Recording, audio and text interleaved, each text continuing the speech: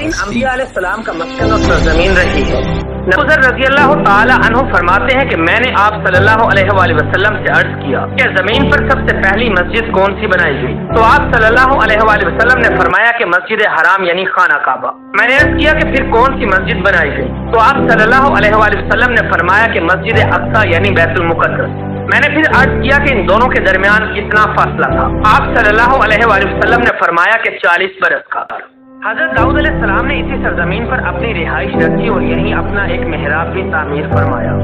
فلسطین کو نماز کی فرضیت کے بعد مسلمانوں کا قبلہ اول ہونے کا اعزاز بھی حاصل ہے۔ جب حضرت جبرائیل علیہ السلام دوران نماز ہی حکم ربی سے آقا کریم علیہ السلام کو مسجد اقصی فلسطین سے بیت اللہ کعبہ شریف مکہ مکرمہ کی طرف رخ کروا گئے تھے، جس مسجد میں یہ واقعہ پیش آیا وہ مسجد آج بھی مسجد قبلتین کہلاتی ہے۔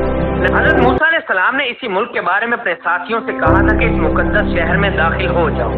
آپ نے اس شہر کو مقدس اس شہر کے شرک سے پاک ہونے اور انبیاء علیہ السلام کا مسکن ہونے کی وجہ سے کہا تھا۔ حضرت عیسیٰ علیہ السلام کو جب آپ کی قوم نے قتل کرنا چاہا تو اللہ تبارک و تعالیٰ نے آپ کو اسی شہر سے آسمان پر اٹھا لیا تھا۔ قیامت کی علامات میں سے ایک حضرت عیسیٰ علیہ السلام کا زمین پر واپس تشریف لانا۔ اسی شہر کے مقام سفید مینار کے پاس ہوگا۔ اسی شہر کے ہی مقام باب لوز پر حضرت عیسیٰ علیہ السلام مسیح دجال کو قتل کریں گے۔ حضور اکرم صلی اللہ علیہ وآلہ وسلم معراج کی رات آسمان پر جانے سے پہلے مکہ مکرمہ سے یہاں یعنی بیت المقدس تشریف لائے تھے۔ حضرت ابراہیم علیہ السلام نے فلسطین کی طرف ہجرت فرمائی تھی۔ ولادت کے بعد جب عورت اپنی جسمانی کمزوری کی انتہا پر ہوتی ہے، ایسی حالت میں بی بی مریم سلام اللہ علیہ کا کھجور کے تنے کو ہلا دینا بھی ایک معجزہ الہی ہے جو کہ فلسطین میں ہی پیش آیا تھا۔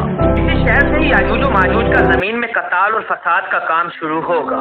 شہر میں وقوع پذیر ہونے والے قصوں میں ایک قصہ طالوت اور جالوت کا بھی ہے۔ سرکار دو عالم صلی اللہ علیہ وآلہ وسلم کے ساتھ انبیاء علیہ السلام نے یہاں نماز ادا فرمائی۔ اس طرح فلسطین ایک بار پھر تمام انبیاء علیہ السلام کا مسکن بن گیا۔